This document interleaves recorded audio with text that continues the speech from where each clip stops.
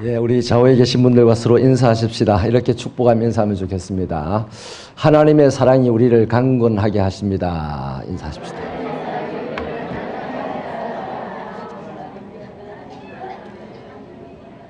아유, 우리 이재현 성도님 오셨네요.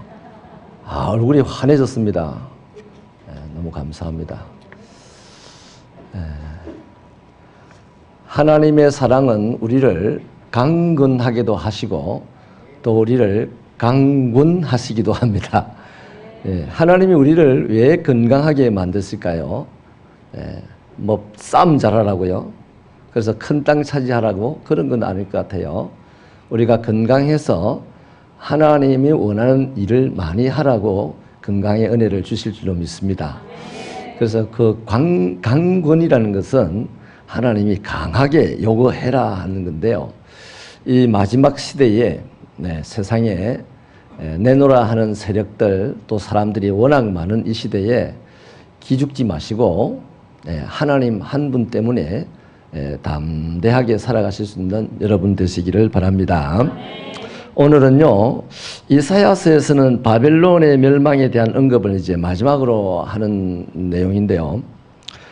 이 바벨론이라는 이게요, 이 나라가 아수르를 정복한 갈대아인의 제국입니다. 그 당시 세계 제국이었죠. 성경의 바벨이라는 말이요 268번이 쓰이고 있습니다. 그러니까 바벨 이거 대단한 거지요. 그래서 하나님 거의 맞먹는다고 볼 수도 있습니다. 맞먹는 건 아닌데 하나님과 맞먹으려고 하는 세력이라는 거죠. 시작이 언제냐면 창세기 11장에서요. 이 메소포타미아 지역에 갔던 그 흩어져 간 사람들 중에서 니무롯이라고 하는 세력이 가나안의 후손인데 셈, 함, 야벳, 함의 후손인데 이 사람들이 자기 살던 지역을 벗어나서 워낙 힘이 좋고 사냥의 능력이 능하고 이러니까 땅을 막 차지하고 정복해 가서 이 메소포타미아 지역에까지 가서 셈족을 지배하면서 이런 얘기를 합니다. 우리가 탑을 높이 쌓아가지고 우리 이름을 내고 또 흩어지는 것을 면하자 이런 얘기를 하면서 그 쌓은 탑이 바벨탑입니다. 제일 처음 이제 역사 속에 등장하죠. 바벨이라는 단어가. 근데 여러분, 그 니무롯이요, 그 지역을 정복을 했을 때 이런 말을 한 동기는 두 가지 동기가 있습니다. 이전에 하나님께서 홍수 심판을 해가지고 인류를 싹 멸했던 그 큰 트라우마가 있어요. 근데 하나님이 절대로 이제 홍수로 인류를 멸하지 않겠다라고 약속을 했지만 그들 안에 사람 안에 드리워진 트라우마는 지워지지가 않는 거죠. 그리고 하나님을 대적하는 이 니무롯의 입장에서는 더욱 하나님을 대적하면 할수록 내가 멸망받을 수 있다는 그 트라우마가 더 강하게 작동을 하지 않겠습니까? 그래서 홍수를 생각하면서 탑을 높이 쌓아서 떠내려가지 말자 하는 얘기고, 또 다른 한 동기는 자기들이 지금 지배를 하는 셈족들이요, 하나님의 뜻을 따라서 막 흩어지는 종족들이거든요. 그러면 이 니무롯은 정복자니까 그 사람들을 부려먹기 위해서는 어디 가두어둬야 되는 거죠. 그래서 이제 높은 탑을 쌓고는 망을 봐야 됩니다. 그래서 저 멀리 빠져나가는 사람은 빨리 말을 타고 와서 붙잡아 와야 되는 거죠. 그 흩어짐을 면하자 하는 그 동기가 거기 또 하나 있습니다. 아무튼 이렇게 이 바벨이라는 단어가 처음 쓰이게 됐는데, 이 사람들의 의도가요, 자기 이름을 내고 흩어짐을 면하자 하는 이런 의도를 가지고 탑을 쌓았기 때문에 하나님께서 원치 않으셨죠. 하나님은 생육하고 번성하여 땅에 충만하고 땅을 정복하고 땅에 있는 모든 것을 다스리라고 했으니까 한마디로 딱 말하면 흩어져입니다. 흩어져. 그래서 하나님에게서 흩어져 가는 것이 하나님의 사람들의 일이에요. 새벽교회에 모여서 우리는 각 직장과 가정과 사업터로 또 멀리는 선교지로 흩어져 가야 하는 것이 하나님의 뜻입니다. 아멘입니까? 그래서 이 흩어지지 않고 자꾸만 이제 중앙 집중적으로 모여드니까 하나님께서 언어를 혼잡하게 만들어 가지고 밑에서 위에서 벽돌을 달라는데 밑에서 말귀를 못 알아듣고는 물을 올려주고 또 물을 달라는데 벽돌을 올려주고 이러니까 몇 번 왔다 갔다 하면서 이제 말이 안 통하잖아요. 그래서 한판 붙은 거죠. 치우고 받고 싸우다가 니하고 같이 못한다고 서로 흩어졌는데 하나님의 의도대로 이제 흩어지게 된 거죠. 그렇게 해서 결국 이 바벨이라는 것이 어떻게 이제 역사 속에서 우리들에게 각인이 되느냐 하면 하나님의 뜻에 대한 거부와 세락을 계속적으로 보여주는 세력이 바로 바벨과 관련된 세력입니다.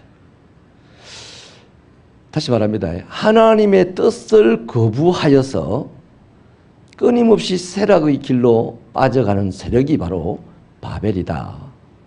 그러므로 저와 여러분은 하나님의 뜻을 거부하거나 거역해서 되겠습니까? 안 되죠. 하나님의 뜻 안에 자꾸만 들어가려고 불편해도 찝찝해도 이해가 안 돼도 하나님의 뜻 안에 들어가려는 이 의도만큼은 자신에게서 버리면 안 됩니다. 아멘이십니까? 요나 보십시오. 하나님의 뜻 안에 안 들어가고 자기 뜻대로 안 되는 것을 불편하게 여기면서 하나님이 싫어서 자꾸만 하나님을 벗어나다 보니까 그 뭐 물고기 밥이 될 뻔했잖아요. 천만당 하나님께서는 당신의 뜻을 이루기 위해서 그 사람도 끄집어내 가지고 또 당신의 뜻대로 살게 하시니 다행이었지만 하나님의 뜻을 거부하고 거역하고 떠나면 반드시 쇠락의 길을 갈 수밖에 없다는 것입니다. 그래서 이 바벨론이 언제 쇠락의 길에 완전히 떨어지냐 하면 계시록에 가면요 완전히 멸망당해 버리죠. 영원한 멸망을 당해 버립니다. 그래서 거기서 이제 바벨론은 없어집니다. 자, 그래서 그런 우리 바벨에 대한 이해를 가지고 오늘 본문을 보면요. 여러분, 하나님의 뜻을 거역을 왜 합니까? 자신에게 할 만한 힘이 있어서 거역하는 거예요. 그렇지 않습니까? 그 바벨론의 이 시작을 보면요. 오늘 1절에 처녀딸이라고 나오죠. 처녀딸. 이 처녀라는 말을 갖다 붙인 이유가 뭡니까? 순결한 딸이라는 얘기거든요. 그 말은 바벨론을 여성화시키고 의인화시켜서 지금 성경이 예언을 하고 있는데요. 한 번도 멸망당했던 적이 없는 나라라는 것입니다. 세워지고는 멸망을 안 당했어요. 근데 이 바벨론 제국이 얼마나 강력하냐면 성을 축성하는 방법이 외성과 내성 두 벽으로 축성을 합니다. 그러니까 외성이 무너져도 또 안에 외성보다 더 강한 내성이 있는 거예요. 그리고 그 사이에는 강이 있어요, 강이. 그러니까 외성을 무너뜨리고 강을 건너고 또 내성을 무너뜨려야만 바벨론과 싸울 수가 있어요. 근데 성을 무너뜨리러 올라가다가 화살에 맞아 죽고 뭐 이렇게 하는 거죠. 떨어져 죽고. 또 강을 건너다가 뭐 불화살에 맞아 죽고 그러는 거죠. 또 내성을 또 올라오다가 또 맞아. 그러니까 결국 바벨론 사람들하고 싸울 바벨론 성 안에 진입을 하면 아무도 못 이기는 거죠. 그래서 난공불락의 성이 바벨론 성입니다. 그러니까 여러분 얼마나 자신만만하겠어요? 얼마나 스스로의 힘을 믿고 살겠습니까? 우리 세상에 지금도 그렇죠. 돈이 어마어마하게 많은 사람은 보통 사람을 사람같이 안 보는 거예요. 우리는 뭐 이를테면요, 침대를 하나 사면 굉장히 좋아하잖아요. 한 100여만 원 정도 주고 침대를 하나 사면 굉장히 좋아하는데 우리가 좋아서 야 침대 100만 원 샀다 하는 소리를요 은으로 만드는 침대를 가지고 사는 사람은요 쟤들 무슨 소리 하는 거야 하고 못 알아듣는 거죠. 그래서 한국 사회에 지금 가장 큰 취약점이 뭐냐면 잘 사는 사람들과 못 사는 사람들의 차이는 인정합니다. 인정하는데 잘 사는 사람들이 못 사는 사람들을 멸시하는 걸 인정 못해요. 한국 사람은요, 뭘 해도 자존심 가지고 살거든요. 체면을 가지고 살거든요. 자기 체면을 무너뜨리는 것은요, 차라리 죽겠다는 것이 한국 사람들입니다. 그러니까 오늘 한국 사회가요, 지금 잘 사는 사람들이 못 사는 사람들을 굉장히 멸시하고 있잖아요. 그 갑질이라는 단어를 우리 쓰지 않습니까? 그러니까 지금 한국 사회가 하나가 못 되고 지금 엉망진창으로 돌아가고 있습니다. 아무튼 이 바벨론이요, 세계 최고의 강력한 힘을 가지고 있는 나라였는데, 그래서 처녀딸이라는 표현을 하면서요, 처음에는 이 사람들이 이런 힘과 자신감 또 능력 이런 것들로서 보좌에 앉았고요, 또 아리답고 너울을 쓰고 살았어요. 너울이라는 것은 기부인들만 쓰는 사치스러운 그 물건입니다. 처음에 처녀딸로, 그러니까 한 번도 정복되지 않는 백성으로 살 때는 다 이렇게 멋들어지게 살았다는 거죠. 그런데 나중은요, 오늘 본문에 보면 보좌를 빼앗기고 맷돌을 가는 이 일을 해야 된다. 천한 일, 노예들이 하는 일을 해야 된다는 거죠. 또 강을 건널 때 치마를 걷어서 강을 건너야 한다. 이 기부인들이요, 치마를 걷는다는 것은 있을 수 없는 일이거든요. 그런데 살려고 하니까 그래라도 해야 되는 천한 신분으로 바뀌어도 살아야 된다는 이것 때문에 그런다는 거죠. 그래서 수치와 부끄러움을 당한다는 것입니다. 이것이 바벨론의 그 잘 나가는, 그 자신만만한, 그래서 자기 말고 다른 사람들, 다른 나라를 다 멸시하고 무시하는 이 나라가 하나님에 보실 때 이렇게 될 것이라는 것입니다. 그러면 하나님이 왜 이 바벨론 나라를 이렇게 전락할 것이라고 말씀하시느냐? 그 이유는 딱 하나입니다. 따라 하실까요? 교만했기 때문이다. 여러분, 자신감과 교만은 다릅니다. 우리는 자신감으로 살아야 돼요. 근데 교만한 사람도 자신감이 있고 우리도 자신감이 있어야 돼요. 근데 교만과 우리가 다른 차이가 나는 것은 뭐냐면, 교만한 사람과 하나님을 의지하는 자신감이고, 그 사람은 자기 자신이 지금 현재 가지고 있는 이 배경, 스펙을 믿고 자신감을 갖는 것을 갖다가 교만이라고 하는 거예요. 교회 안에서도 보면 이런 사람 보여요. 솔직한 이야기를 꼴 보기 싫습니다. 정말 보기 싫어요. 그런데 교인이니까 봐줘야지. 제일 불쌍한 사람인데. 내가 여기 바치고 있어야 그 하나님의 진노가 내릴 때 내 어깨에 부딪혀가지고 그 사람 안 다치니까 그냥 꼴 보기 싫지만 불쌍해서 바치고 하는 겁니다. 인정하시면 아멘입니다. 그래서 여러분, 교회 안에서요, 세상적인 것을 가지고 이렇게 의시되거나 폼을 잡거나 가르치려고 들거나 하는 사람은 그냥 어리다, 아는 것이 없다. 세상의 것은 많이 알고 많이 가졌으나 하나님의 것은 정말 빈털터리다, 깡통이다, 이래 생각하면 되는 거예요. 그 깡통도 오그라지면 안 되잖아요. 그래서 오그라지지 않도록 내가 옆에서 지금 받치고 있어야 되는 거예요. 그래서 여러분, 그들이 교만한 이유, 교만했다는 증거를요, 7절에 보십시오. 7절 같이 읽겠습니다. 시작.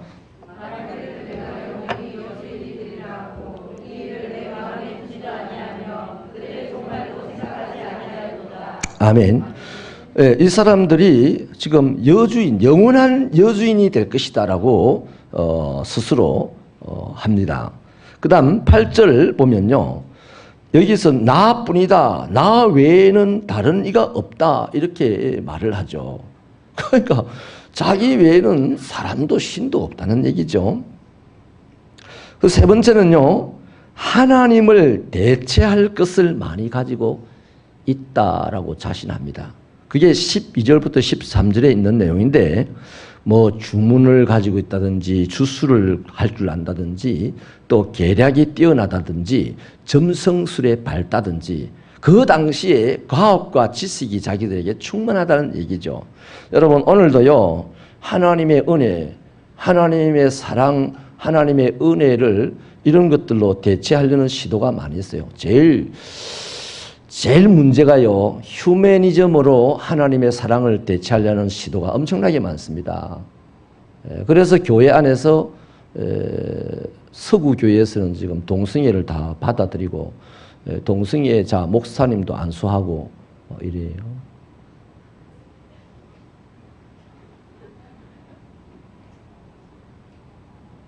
저 동성애 딱 한마디로 정리를 해드릴게요. 학문은 똥 누는 데 쓰는 거예요. 그것밖에 없어요. 근데 그것을 다른 것을 위하여 쓴다는 것은 로마서 1장에 나오는 자기 욕심을 위하여 순리대로 쓰지 않는 것과 똑같은 거다 이 말이에요.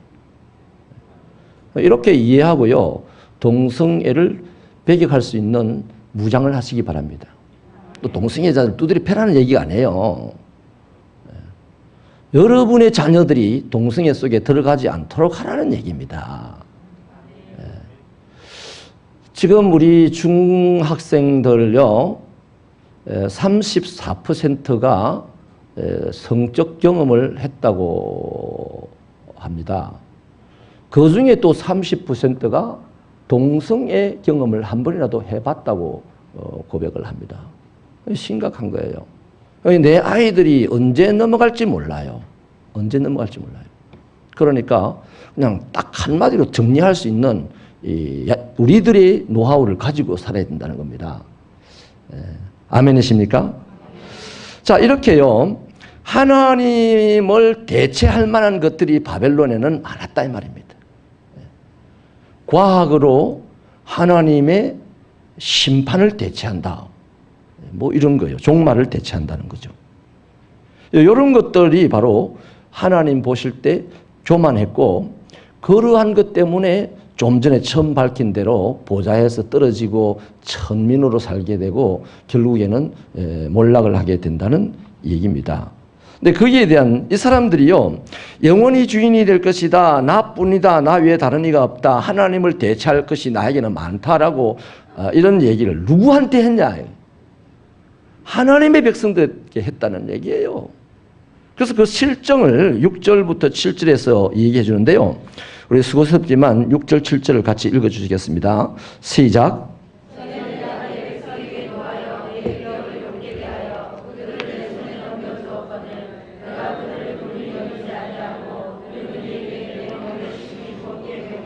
말하기를 내가 영영이 여주인이 되리라 하고 이 일을 내 마음에 두지도 아니하며 그들의 종말도 생각하지 아니하였도다. 아멘. 여러분, 이런 거죠. 하나님께서 자기 백성들이 말을 안 들어요. 이를테면 이런 겁니다. 밥을 해줬는데 밥 맛없다고 안 먹는다고 투정을 부립니다. 그럼 또 다른 밥을 또 맛있게 해줬는데 그것도 싫다고 막 때를 씁니다. 그래서 우리 엄마는, 우리 아빠는 저 이웃집의 엄마 아빠보다 참 나쁘다, 이런 식으로 때를 쓰니까 이 부모가 그럼 이웃집에 가서 한번 살아봐라. 그래가지고 이웃집 아주머니에게 이제 부탁을 했어요. 우리 아이를 좀 맡아주시오. 그래 이웃집 아주머니가 야, 얘 맡아주겠습니다 하고 맡았는데, 이제 아버지는 계속해서 관심이 있을 거 아닙니까? 저 집에 가서 뭘 왜 맡겼겠어요? 그 집에 가서 좀 살아보고 너희 아버지 너희 엄마가 니한테 해주는 밥이 훨씬 맛있고 너희 집에서 잠을 자는 것이 훨씬 달콤하게 잠을 잘 수 있고 하는 것을 깨닫고 빨리 아버지 엄마 있는 곳으로 돌아가고 싶은 마음이 들게끔 하게 해주기를 바라서 이웃집 아주머니에게 맡겼어요. 그래서 그런 개선의 여지를 바라고 맡기면서 뭐 좀 진짜 안 되겠다 싶으면 꿀밤이라도 좀 때려주세요. 그거까지는 이렇게 부모로서 용인이 되는 겁니다. 그렇게 맡겼는데, 아이고, 맡기고 보니 관심을 이제 가지고 많이 살펴볼 거 아닙니까? 그런데 이웃집 아주머니가 우리 애를 막 두드려 패기를 개 패듯이 패고, 재우기를 개집에서 재우고, 그리고 바로 다음 날부터 그냥 찬물 한 그릇 먹여가지고, 저기, 돈 없는 걸 뭐라 그럽니까? 앵벌이를 나갔다 오라 그러고 막 앵벌이 안 간다 그러니까 우리 집에서는 앵벌이 한 적 없는데 하니까 두들겨 패고 그냥 옷을 다 찢어버리고 막 얼굴에 시커먼 먹칠을 해가지고 막 쫓아냅니다. 그래가지고 막 사나운 사람들을 붙여가지고 앵벌이를 하게 하는 거죠. 앵벌이를 하루 해가지고 들어오니까 작게 보러 왔다고 또 두드려 패고 밥 굶으라 하고. 어제는 계집에서 재웠는데 오늘은 개와 함께 계집에서 재우고. 이런 소식을, 이런 사실을 이 부모가 알게 되었을 때요, 여러분 같으면 눈이 안 뒤집어지겠습니까? 하나님의 입장에서 그런 거예요. 자기 백성들을 좀 개선시켜 보려고 바벨론에게 자기 백성들을 맡겼는데, 이 바벨론이 영원히 주인이 될 것이라 하고, 이 백성들 앞에서 자기밖에 없다 하고, 자기만 섬기라 하고, 또 너희들이 믿는 하나님을 대체할 것이 나에게는 많다, 이러면서 본래 하나님께서 자기들에게 이 맡겼던 것까지 기억을 하지 않는다는 겁니다. 생각지도 않는다는 거죠. 그래서 한마디로 하나님이 자기 자식 살리려고 자기 자식을 위하여서 이성을 잃어버렸다는 겁니다. 미쳐버렸다는 겁니다. 자기 백성 때문에. 사랑은 뭡니까? 사랑을 진하게 하면 미쳤다잖아요. 미쳤다지 않습니까? 사랑에 빠진다는 것을 미쳤다 그러잖아요. 그래서 하나님께서 자기 백성을 사랑하는 이 사랑 때문에 이거 가만히 있을 수가 없는 거예요. 그래서 하나님께서 심판의 진노를 행하시는데요. 그래서 이 백성들이, 이 바벨론 사람들이 갑자기 망하는 거죠. 그 갑자기 망하는 내용이 어디 있습니까? 우리 9절 10절입니까? 예, 같이 읽어 주실래요? 시작.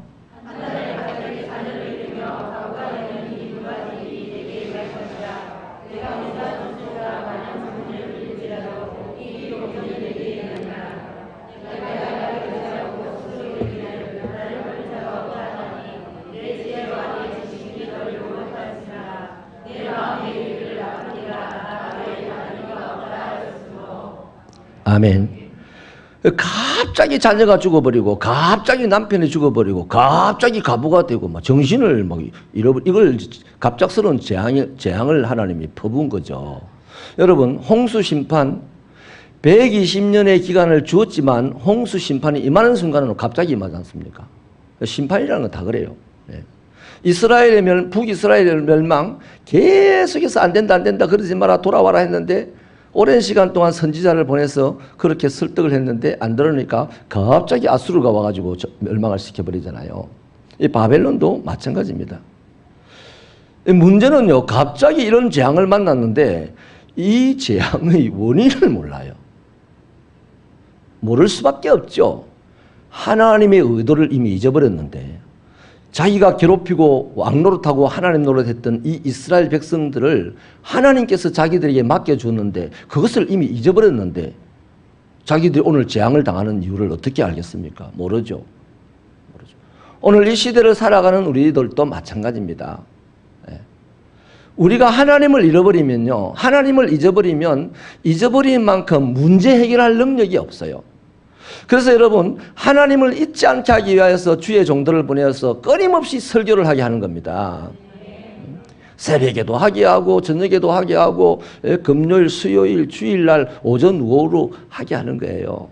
그래서 하나님에게 잘 붙여가는 사람, 또 하나님을 떠났다가도 빠르게 회복되는 사람, 복원력이 좋은 사람, 이런 사람들이 누구냐 하면요, 하나님의 말씀을 듣는 장소에 많이 참여한 사람일수록 복원력이 좋아요.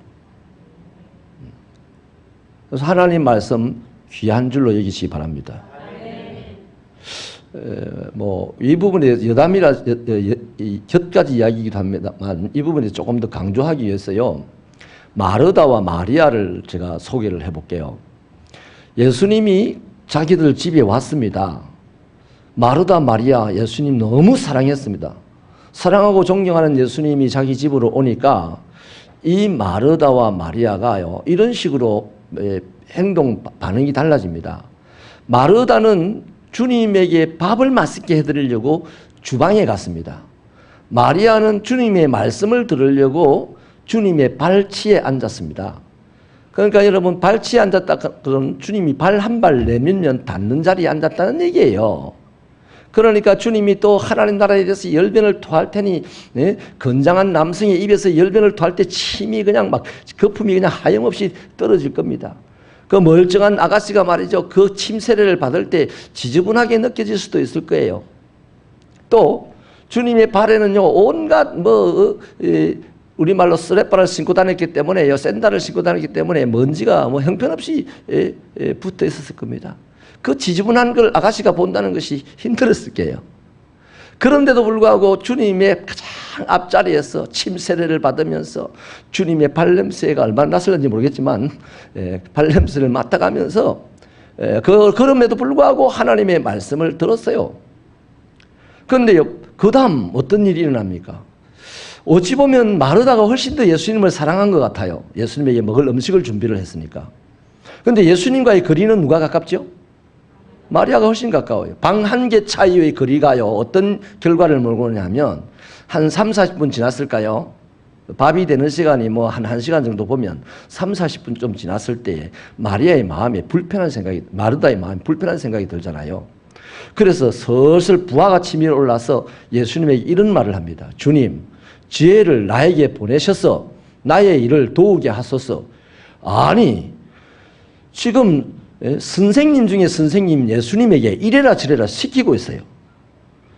자기가 예수님에게 이래라 저래라 시킬 의도가 있었던 건 아니지만 속에서 부하가 치밀어 오르니까 주님에게 이래라 저래라 한 거예요. 그때 주님께서 뭐라 합니까? 네 마음이 참 복잡하구나. 여러 가지 일로 한 가지만 해도 족하다. 그런 얘기를 하죠. 그 일단락이 됩니다. 그러고 난 다음에 세월이 지나서요, 어떤 결과를 갖고 옵니까? 그날 이후로 마르다는 별로 언급이 안 돼요.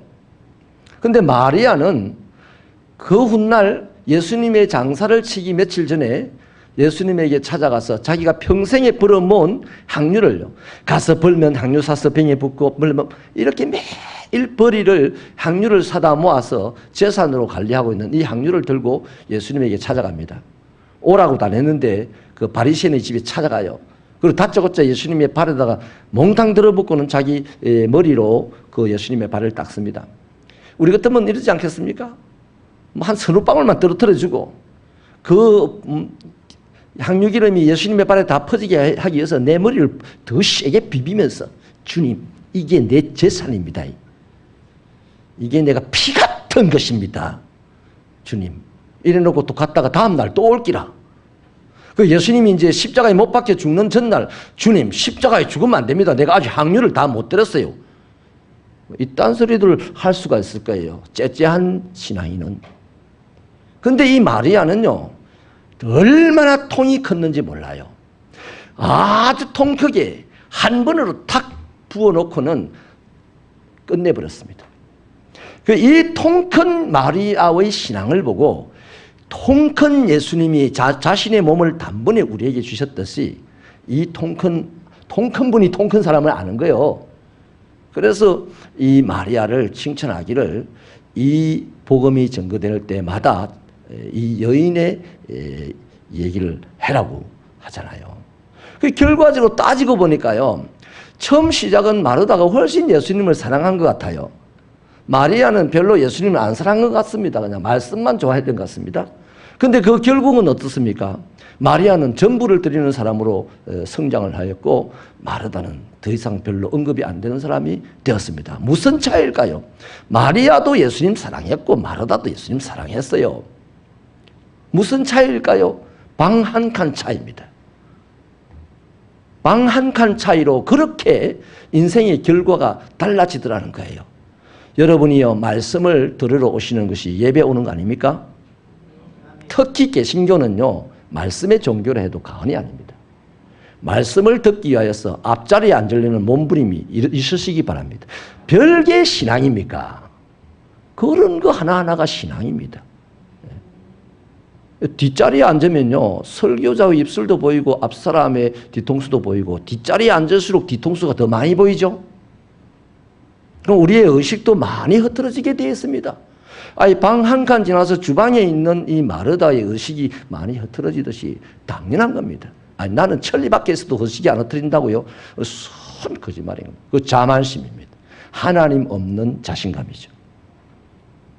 그래서 여러분, 이렇게 갑작스럽게 찾아온 이 재앙의 원인을 왜 몰랐냐? 하나님께서 바벨론 백성들에게 내 백성을 좀 맡아서 관리해라고 했을 때 그것을 마음에 담아두지 않았다는 겁니다. 그리고 자기의 힘, 자기의 세력, 이러한 자신감을 가지고 하나님의 백성들을 멍에를 강력하게 지우고 할아버지도 그냥 죽도록 짐을 지우고 그러면서 너는 내 종이다. 내가 영원히 너의 주인이다. 이스라엘 백성들이 의아스럽게 생각할 거 아니겠습니까? 우리 하나님밖에 없는데 아니야. 하나님을 대체할 만한 것이 나에게는 많아. 이러면서 이제 하나님께서 가만 못 내버려 두는 거죠. 문제는 오늘 하나님의 백성들 안에서 이런 사람이 한 사람, 두 사람 점점 없어져야만 하나님의 나라가 왕성하게 세워지지 않겠습니까? 하나님의 백성인데도 불구하고 자신의 자만심, 하나님이 없는 자신감을 가지고 살다가 마지막에 이렇게 쇠락의 길로 간다는 것은 정말로 비참한 일 아닙니까? 저는 목사로서 우리 교회 성도들이 그렇게 되는 것을 볼 수가 없어요. 하루가 다르게 점점 나아지기를 바랍니다. 무엇부터 나아져야 될까요? 영혼이 나아져야 되는 거지. 영혼이 점점 나아지면 우리는 영혼이 점점 나아지는 것이 아니라 물질적인 부분이 점점 나아지기를 바라는 경향이 있습니다. 사람이라서. 그러나 분명히 주님은 말씀하시기를 영혼이 나아져야만 그 나머지 일들도 나아지게 돼 있답니다. 영혼이 나아지는 초입 단계에서는 우리 이 세상에 있는 육체적인 물질적인 것들이 좀 손해를 볼 수도 있고 어려움을 당할 수도 있어요. 그것 겁내지 말고 궤도에 진입할 때까지 영혼이 잘 되기 위해서 노력을 하라는 것입니다. 그래야만 우리는 하나님을 의식할 수 있고 하나님이 내 마음에 두신 것을 잊어버리지 않고 기억할 수 있을 거예요. 그래야만 하나님의 말씀을 가까이 가서 들을 수가 있는 사람이 되는 겁니다. 그러면 그 사람은 절대 하나님을 아는데 어떻게 교만해지겠습니까? 우리도 순간순간 교만해질 때가 있지 않습니까? 그러나 하나님 때문에 어이쿠 이러지 않습니까? 한번 따라 하십시다. 어이쿠. 이게 바로 멋진 신앙인입니다. 다윗이 그런 사람 아닙니까? 다윗이요. 다윗도 그렇고 아브라함도 그렇고 야곱도 그렇고 다 보면요 실수투성이잖아요. 근데 실수투성인데 어떤 사람은 실수하면서 그냥 거기로 쭉 가버린 사람, 쇠락의 길로 가버린 사람이 있어요. 이럴 때면 엘리 제사장, 또 사울 왕 이런 사람들이죠. 그러나 신앙의 영웅들을 보면요 똑같이 엘리처럼 사울 왕처럼 실수투성이지만 실수했을 때마다 선지자가 콕 찌르는 순간에 아이쿠 하면서 회복이 되더라고요. 복원이 되더라고요. 그 뭡니까? 그 안에 하나님의 말씀, 하나님의 당부, 하나님의 주의가 그 안에 쭉 눌려져 담겨 있으니까 마치 오뚜기가요 밑동이 무거워서 탁 건드려도 흔들거리다 딱 복원되듯이 하나님의 말씀이 우리를 꾹 누르고 있으니까 우리가 한번 엇길로 가다가도 복원이 되고 어제 엇길로 갔다가 오늘 복원되고 또 오늘 밤에 엇길로 갔다가 내일 복원되고 할렐루야. 이래 돼도 안 미치는 거 보면 희한하지 않습니까? 하나님의 사랑인 줄로 믿습니다. 아멘이십니까? 그러므로 이제 말씀을 마치겠는데요. 바벨론 제국은 물론이고요. 어떤 나라이든지 개인이든지 가정이든지 교회든지 모든 문제의 근원은 바로 10절이 문제의 근원입니다. 우리 아까 읽어봤지만 한 번 더 읽겠습니다. 10절 말씀 시작. 내가 내 악을 의지하고 스스로 이르기를 나를 보는 자가 없다 하나니 내 지혜와 내 지식이 너를 유혹하였음이라. 내 마음에 이르기를 나뿐이라 나 외에 다른 이가 없다 하였으므로 이런 재앙이 급하게 온다 하는 거예요. 우리 실수할 수 있습니다. 그러나 내가 전부가 아닙니다. 나만이 전부가 아닌 거죠. 내가 잠깐 자만심으로 실수하고 넘어졌지만 하나님이 계신다. 이것을 잊지 않는 저와 여러분 되시길 바랍니다. 그래서요 성경을 한 두 절만 찾아보고 말씀을 마치려고 합니다. 잠언 16장 18절 찾아보시겠습니다.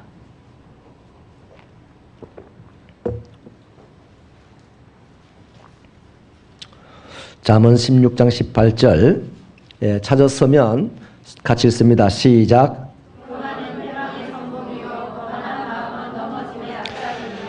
아멘이십니까? 고린도전서 10장 12절 찾아보시겠습니다. 고린도전서 10장 12절.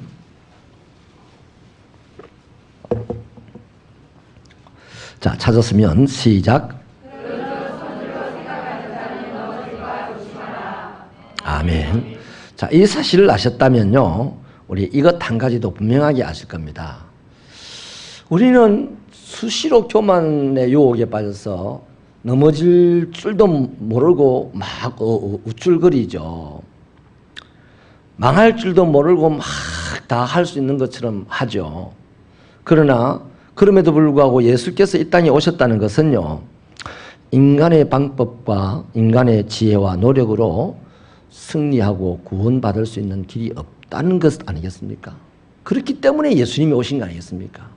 내 힘, 내 능력, 내 실력, 내 재물, 내 권세 가지고 나를 지킬 수 있고 나의 구원을 이룰 수 있는 것 같으면 예수님이 오실 필요 없죠. 그런데 천하에 그럴 수 있는 사람이 아무도 없기 때문에 예수님이 오신 것입니다. 그러므로 지금까지 우리가 살면서 오셔서 우리와 함께 걸어가고 계신 예수님 곁에서 때로는 우리가 교만하게 살았고, 때로는 우리가 하나님의 말씀을 의식하지 않고 또 옆으로 제끼면서 살았고, 이런 것들에 대해서요, 한번 생각을 해보시고 주님 앞에 미안한 마음 가지시고 살아가십시다. 지금 주님이 안 보인다고 주님 나 못 본다 이런 생각지 마시고, 주님이 오셨어요. 주님이 우리 곁에서 지금 동행하고 있어요.